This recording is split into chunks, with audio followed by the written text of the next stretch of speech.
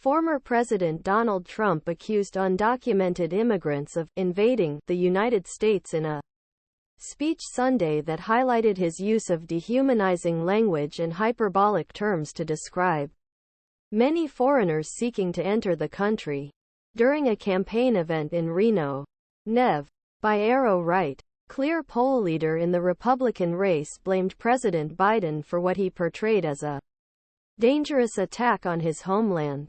Although most immigrants detained at southern border are parents and children seeking protection, and research shows that undocumented immigrants are less likely to commit crimes than U.S. citizens, this looks like a military invasion, Trump said. Drugs, criminals, gangs and terrorists are pouring into our country at record levels.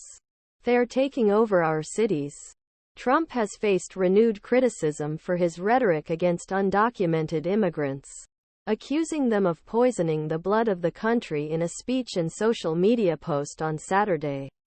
This language caused alarm among some civil rights advocates and immigrant groups, who compared it to the writings of Adolf Hitler. Immigration remains a vulnerable political area for Biden.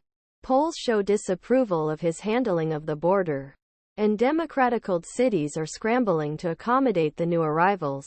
The Biden administration has struggled to manage a massive influx of immigrants, including record numbers of parents traveling with their children.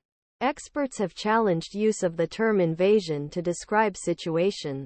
Immigrant advocates have criticized Trump and other GOP officials for using such words, noting that many are fleeing persecution or poverty seeking humanitarian protection.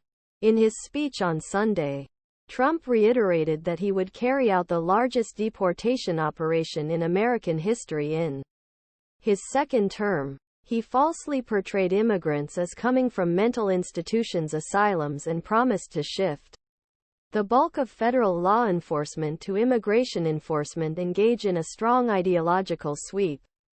Trump also stated that too many criminals have been dumped in the United States and accused Democrats of making America a haven for bloodthirsty criminals.